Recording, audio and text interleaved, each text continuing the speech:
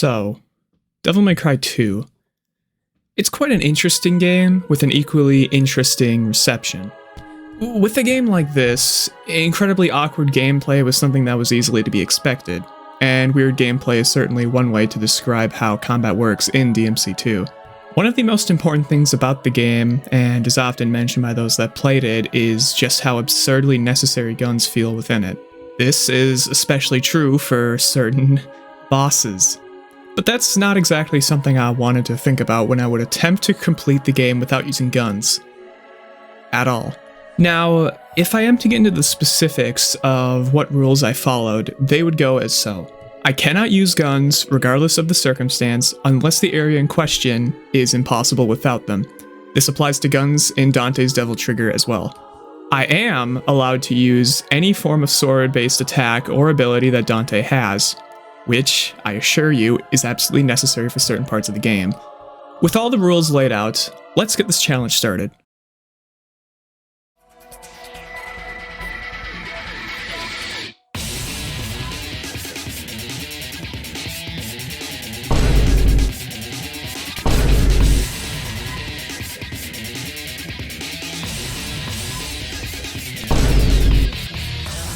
I mean, it's the first mission. What would you actually expect? Jokes aside, the first mission went pretty simply. I got a blue orb fragment at the beginning, got reminded that Dante can just straight up double jump without having to grab air hike, went to did a couple of secret missions, made sure to grab yet another blue orb fragment, and finally finished off with a completely fun arena fight to also remind myself how jank the combo system works in this game. Following all of that, I hit the end and made my way to the second mission. Mission 2 went similar to that of the previous one, but with a few important things to mention. First being the flame bats, which can normally be trivialized with the usage of Devil Trigger gun spam. However, an alternative to doing this is to just simply hold down the right trigger to stop targeting momentarily, which is a key component to skipping certain enemies that may be annoying with my current limitations. Besides that, I also grab a blue orb fragment after dramatically falling a short distance, and eventually I reach the most important item of the entire run. The aerial heart. Upon grabbing it and gaining the ability of flight, I finish up this mission, like the last, and move on to the third one. Similar to the previous two, Mission 3 isn't exactly anything too spectacular. After running through a short segment of fire pillars summoned by a spooky goat demon, and finishing off said thing, the entrance to the first boss is opened. Before entering, I make sure to pick up a blue orb at the nearby altar, as any additional health will be useful for having to deal with being forced into melee combat. As soon as I enter, I come face to face with the first boss of DMC2, Orangutan. Orangara. Though, as I'm sure you can see, it's an easy mistake to make, obviously. The boss fight itself is extremely simple, as all it does is jump around occasionally and makes use of a ranged sphere attack whenever it's unable to melee you. Making use of the new flying Devil Trigger attacks makes the fight even easier than it already was, and, eventually, the boss falls. I then pick up the key while asking why exactly this monkey thing had one on it, and then make use of it on the door right next to the station where the boss was fought, ending the level and letting me move on to the fourth. Out of all the missions, this was one of them that I felt was going to be abysmal. Starting off, I skipped most of the beginning enemies and simply disabled targeting to break down the debris. Afterwards, I climbed up the side of a nearby cliff to grab myself a blue orb fragment, and then continued towards the lighthouse at the pier. Dante gets into another obligatory brawl with the amazing enemies of this game, and then eventually is able to access the room of where our next important item lies, the Quick Heart. Upon receiving it, I then move towards the nearby altar and purchase another blue orb to increase my health further. Booking it out of there, I cross the rather slowly closing gate and, after a short break, remove the Quick Heart as the aerial heart is simply too useful for this run. With everything set, I move into the next boss room and face the next foe of this run, Jokat Golem. I truthfully thought this boss was going to be a pain to deal with, though, luckily, the recovery on the boss itself is slow enough after damaging the individual tentacles to not necessitate gun usage. After playing it more slowly than I would have wanted to, and having Dante catch some sort of lung disease in the process, the main enemy falls and Dante's reward is set out right in front of him. There's also this shotgun thing that he gets as well with it, but realistically it's nothing compared to a motorcycle. I sure hope they make this into a weapon in a future game or something, that'd be cool. As Dante rides off, the fourth mission is complete and I move on to the next one. While I was wrong about the previous mission being bad, I already knew for a fact that a very specific part of the 5th one could by no means be fine. Though that was some time away, so I decided just to forget about it even existing at that point. After some time of dealing with some random huskies someone let loose earlier, and in another random flock of enemies that decided to appear, I made my way through the nearby street, completely ignoring the random boss spawn in the area, and instead focused on just getting this part done with. Unfortunately, I, in doing so, also got to everyone's second nightmare of this game, the Infested tank. Or so I'd like to wish. In actuality, the proper term here was Infested tanks, as the developers thought that players clearly needed 2 more to deal with. In any case, they are thankfully brain dead in their activity, and given their appearance, I suppose it does make sense. Nevertheless, it's an annoyingly slow process, but at least the bad part is over now. Right? Ladies, gentlemen, and everyone else, welcome to the Arena of Nightmares! Today, we have a special match set in store for all of you.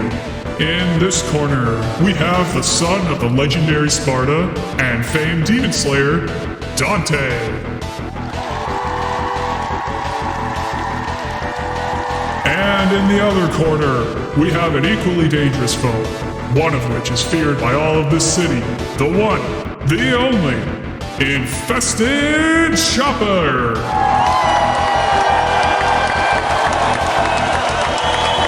Who will win in this magnificent test of strength and wit?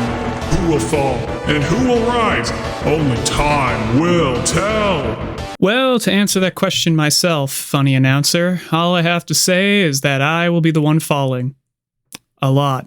In reality, the fight itself has to be one of the worst things I have ever done in a gimmicky challenge like this one. First off, the fight starts with you having to just straight up run for it. Even if you were playing this normally and shooting, there is no point, as this isn't the actual boss fight. So, after running up and through the starting tower and upon the many rooftops, I eventually reach my destination upon this accursed building. And now, the real pain begins. Since I cannot shoot, I physically can't deal consistent damage to the boss. I am, thankfully, able to melee it, but that's only assuming it's within range. And of course, with this game being as gracious as it is, it thankfully gives you a whopping 2 spots that you can attempt to melee it. If it's not flying over the center, you risk either falling if you mess up, or not being able to hit it due to a randomly placed invisible wall. Now, this is where the aerial art comes in, as without it, my melee capabilities would be so weak against this that I do not think it would be physically possible without either playing perfectly or having a ton of health. This is due to the fact that jumping too high will have you hit the helicopter blades and knock you back, often sending you off the tower entirely, and jumping too low will simply have you miss the target.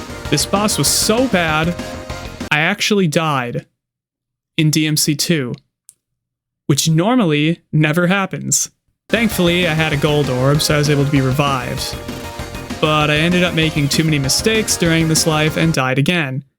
And unfortunately, you can only ever have 1 gold orb on you at once. Seriously, this boss fight sucked. Terribly. Even when I made use of Majin form, I still wasn't able to defeat it as it was in a safe zone and I could not utilize the fireball attacks I normally could have. After spending over half an hour trying to figure out what to even do in this fight, I was finally able to beat it, but only after making use of another gold orb I found earlier after accidentally falling near it, and both of my starting star items. While using items wasn't necessarily against the rules, I do not plan to make use of any more throughout the game, as it seems too much of a way to ignore the dangers of being in melee, and kind of goes against the spirit of the challenge. In any case, Dante makes his leap off of the tower, despite being crushed mere moments earlier, and one of the worst missions finally comes to an end.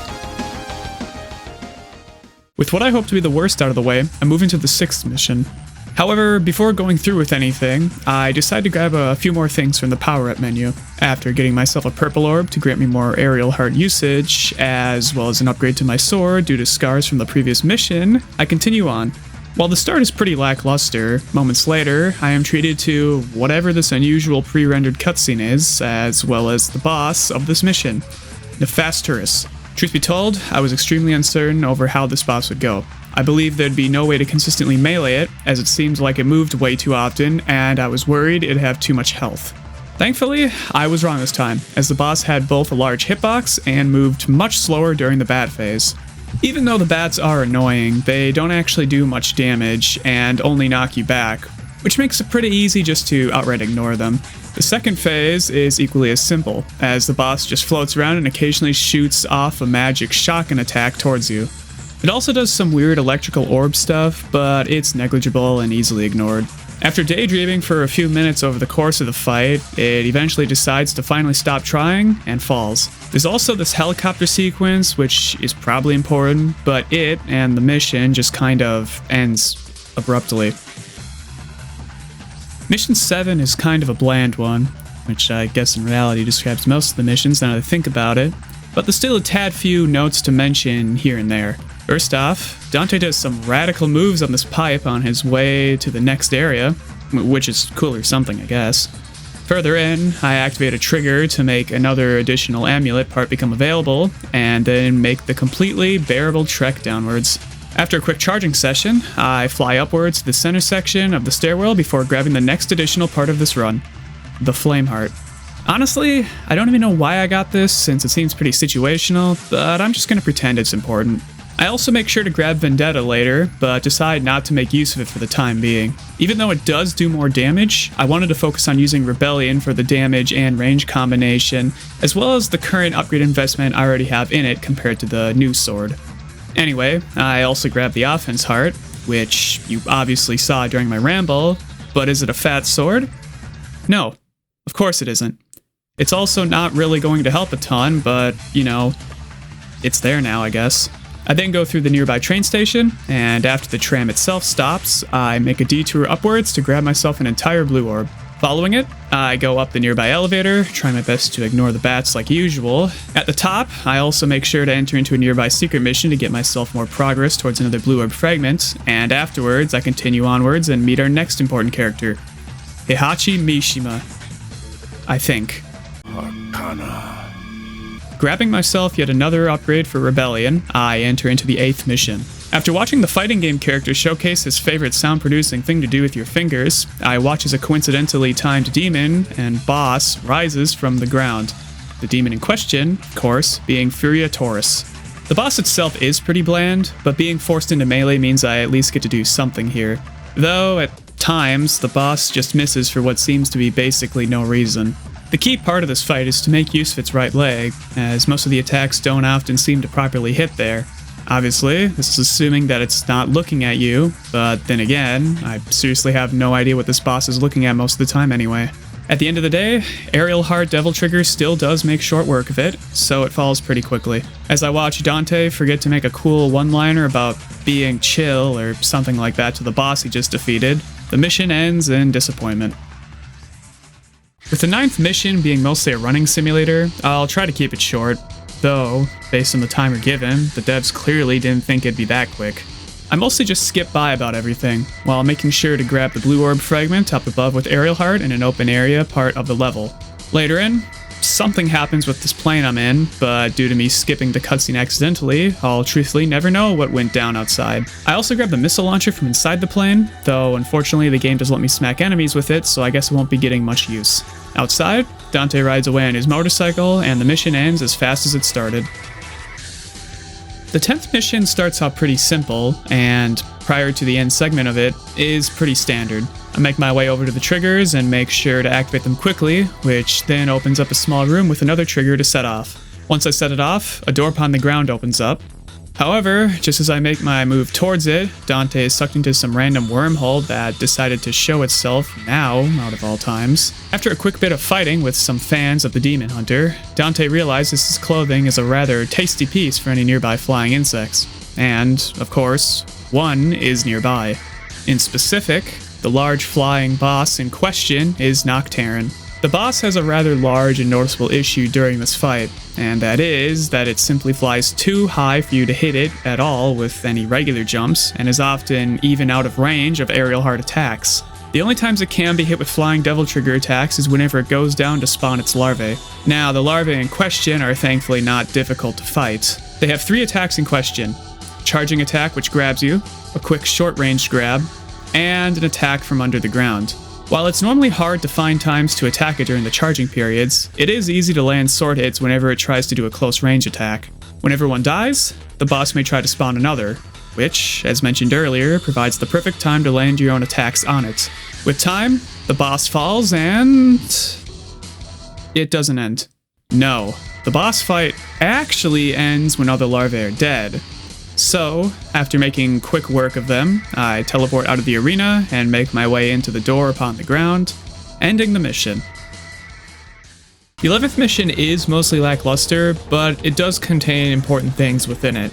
First to mention is the secret mission I decide to enter into, which drops a blue orb fragment, and will be the last secret mission I do during this run. Second would be the spike trap room, and even though it's not too important now, it will be crucial to come back to later. Third would be the submachine guns, which I grabbed in a room hidden in the corner of the large platforming area. This isn't what I'm interested in within this area though.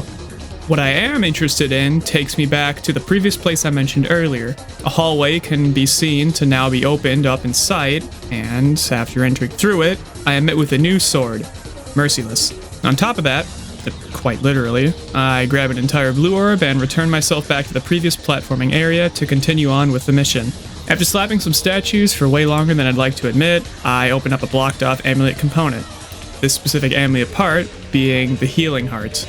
Following that, I move downwards and am suddenly met with the next boss of this run, Bulwark.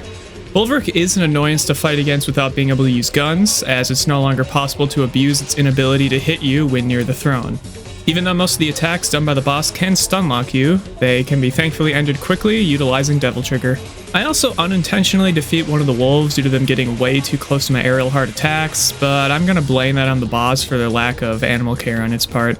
Shortly after the wolf situation earlier, the boss falls, or I guess more so just disappears in reality, and I move through the door behind it to end off the mission. I start off the 12th mission by grabbing yet another upgrade for Rebellion, and as was expected in a random temple map, Dante stumbles into a trap. In some ways, I'd consider this segment to be a boss of its own, simply due to how awfully placed the triggers are for ending it. Eventually, after managing to disable targeting yet again, I destroy all the floating objects and get off of Mr. Bones' wild ride. With the previous segment over, I head into the next room in the area below and face off against the actual boss of this mission, Plutonian. There's not much that actually has to be said about this boss, as most of its attacks are very predictable and obvious on their own. Later in, laser beams shoot out from the nearby walls, but it's easy to stay in between them or outright ignore them while you're in Devil Trigger.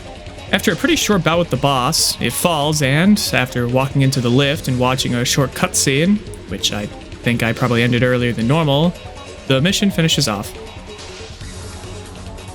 Upon getting into the 13th mission, I am met with the main antagonist of this game again. Sadly, I was apparently wrong, and it is in fact not Heihachi, but rather Arius.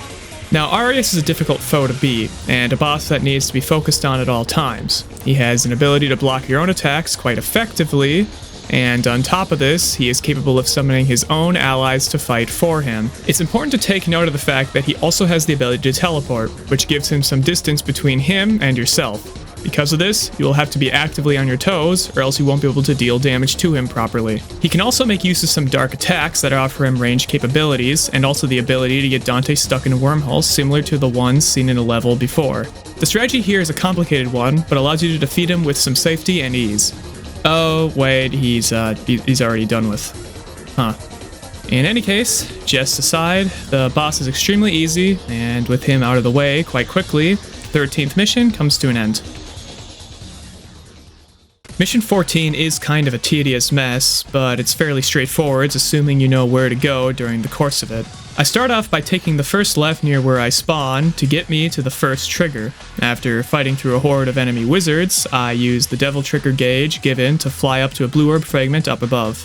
With that out of the way, I activate the first trigger and move on to the next one. After heading straight down the streets for a bit, I come upon the second trigger and activate it by disabling targeting to ignore the gathering foes.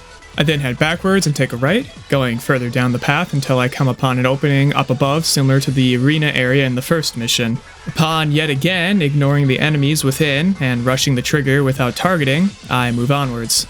As I walk through the path near the arena, I come upon a set of rooftops further away. High up, the final trigger lies, and after repeating what I did with the first trigger, it also activates. With all 4 online now, I move back to the first trigger, enter into the door nearby, and am met with quite the Halloween decor. Doing what any sane person would do in this scenario, I hit the eye in the center and cause a massive disturbance in the nearby area. From above, the boss of this mission, and totally not a reused asset, falls in, with the enemy in question being Phantom. But not the one from the first game, I think. Phantom is as similar as he is in the first game, though due to differences with Devil Trigger and how the game just generally works here, it's basically easier overall. The best results for dealing damage are usually found by just hitting him in the face, as his exoskeleton prevents most damage to other areas. The boss doesn't have too big of a variety of moves it can do, but with myself being stuck in melee from constraints, I found that the most important attacks to take note of were the basic pincer swipes and the grab he could do at some points. At range, he can also make use of some fireball attacks, but they can be mostly ignored and just dodged. With some patience, the boss is defeated, hopefully permanently this time, and the mission concludes. The 15th mission is luckily extremely simple on its own. Before I get into it, I make sure to grab myself both a purple orb and a blue orb. The mission starts with nothing out of the ordinary. However, upon hitting the eye in the center like before, a beam of light is emitted from below. With the obvious light show going on, a horde of enemies decides to drop in, and the real objective of the mission is shown. Essentially, I have to beat a set amount of enemies before the timer runs out. While the time given looks fair as is, and would be completely fine in most circumstances, I am sadly not in most circumstances. Not being able to use guns makes this a bit harder than it does need to be, especially regarding the Demon Chorus foes. Thankfully, the rest of the enemies aren't too terrible to deal with, so I continue through it while making sure to keep note of the time as it ticks down. Once the fight reaches its end and the last enemy falls, the shimmering barrier surrounding the light diminishes, and I enter into it to progress further. The 16th mission begins with Dante doing some sweet moves to leap out of the center hole. Unfortunately, the spooky goat demons didn't exactly find it as appealing as I did, so they get into a physical altercation with the Demon Slayer. After peacefully ending the disagreement, the door unlocks in the area and I move into it. The door leads into an elevator, but apparently the occupants which entered in mere moments later didn't take too kindly to Dante's solution to the previous argument. So after a short bit, the same solution is applied and I continue upwards into the nearby hall. In time, I stumble upon a room with an intriguing item high up. However, the room in question is also infested with some strange spheres. Following me managing to surprisingly avoid getting hit at all, I grab the item in question, a sacrilege, and leave from where I entered. Or so one would think. Upon trying to leave, I instead use the new acquisition to alter the map partially.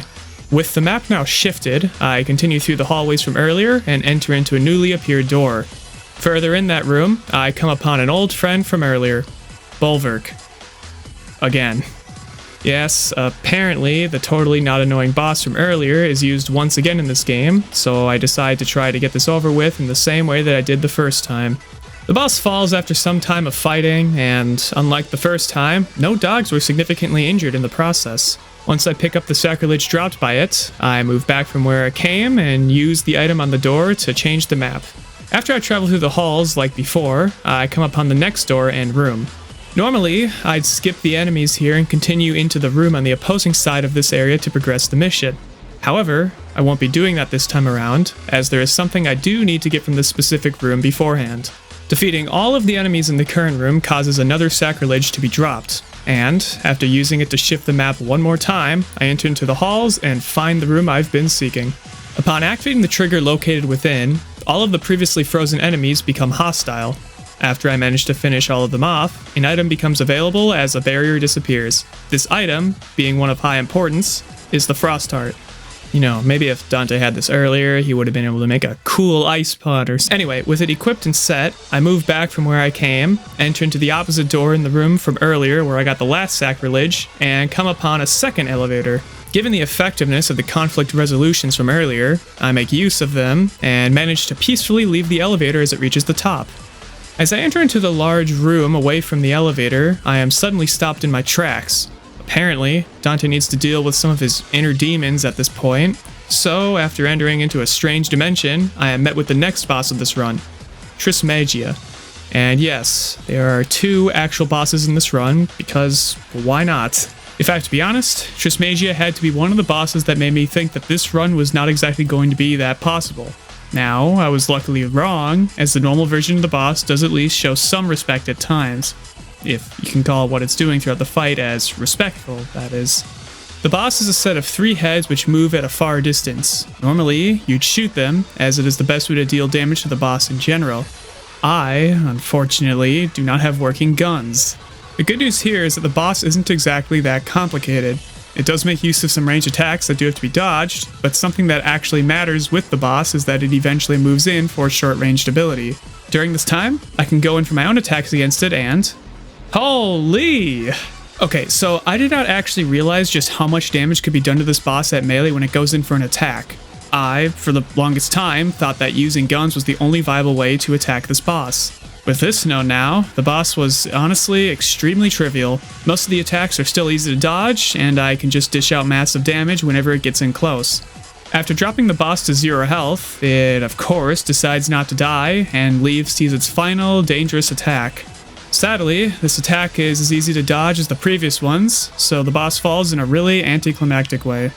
As I'm teleported back, I enter into the portal in front of me and finish off this long mission. As Mission 17 begins, the final segments of the game commence along with it.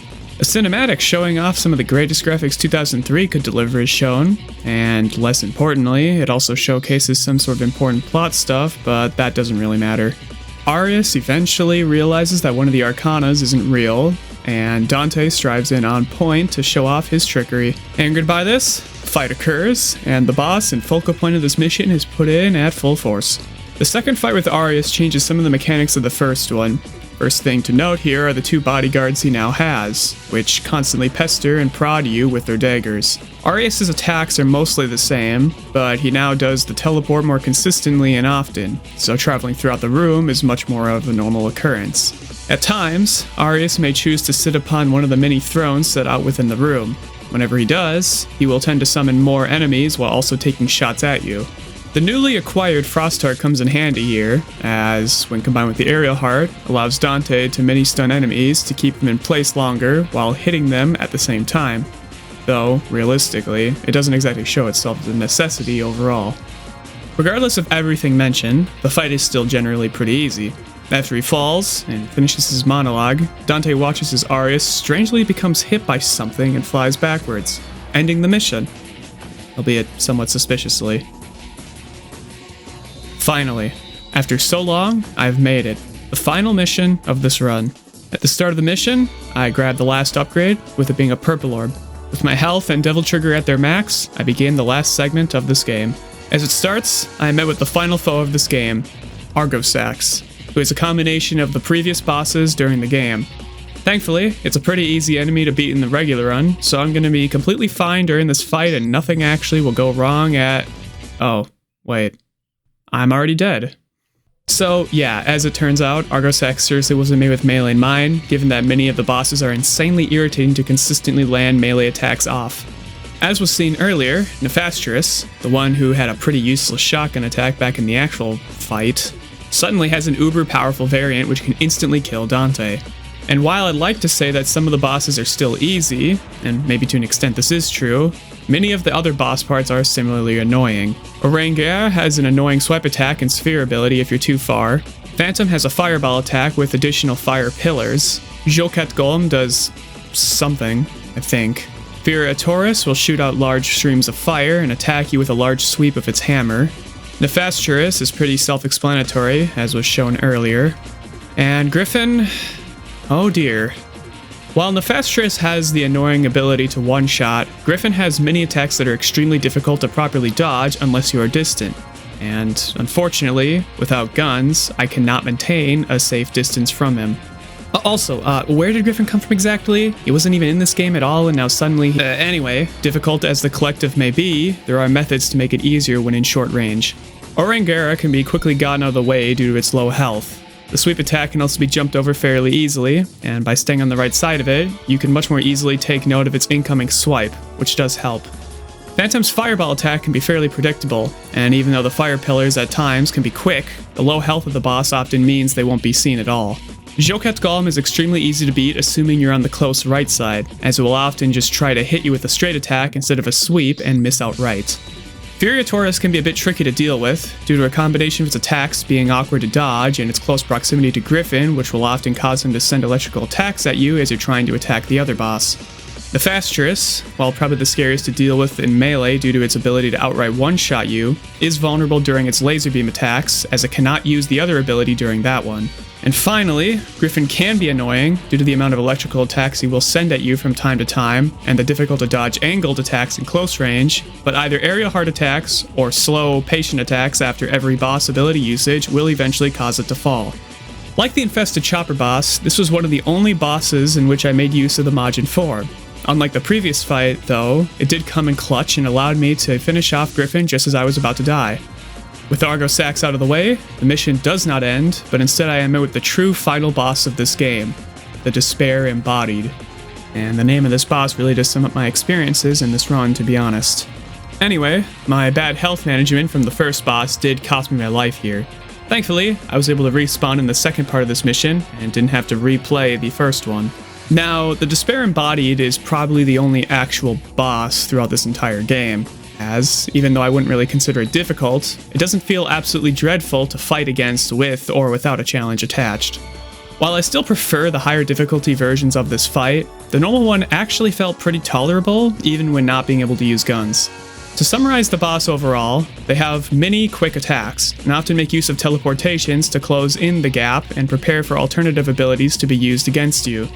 Unfortunately, while I'd like to say the boss was legitimately hard, especially for being a final one, aerial heart attacks, combined with the stun effect from Frostheart, do make it quite an easy fight.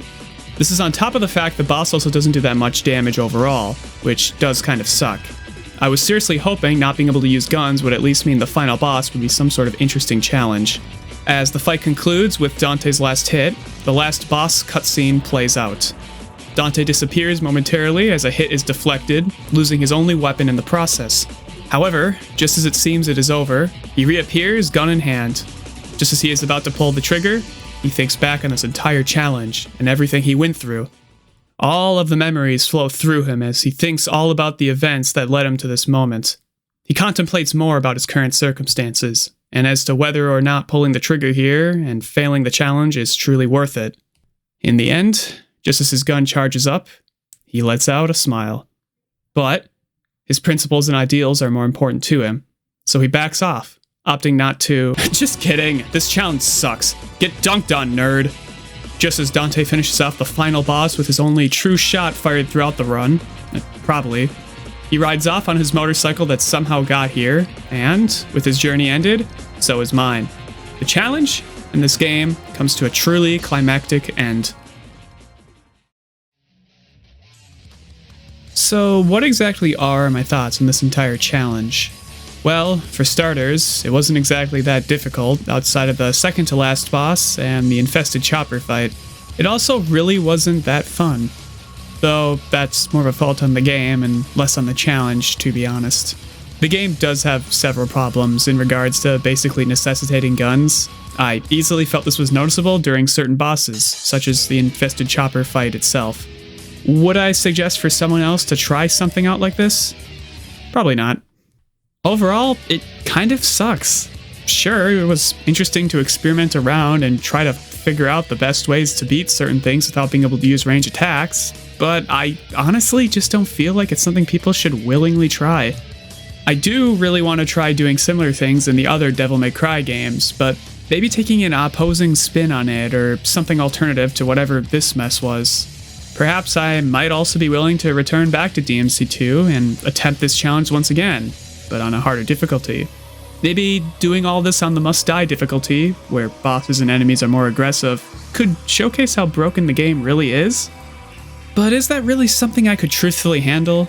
Would I be willing to go through all of the torture of this game yet again? Well, I feel like that's a hard question to answer. After all, who knows what the future will hold, right?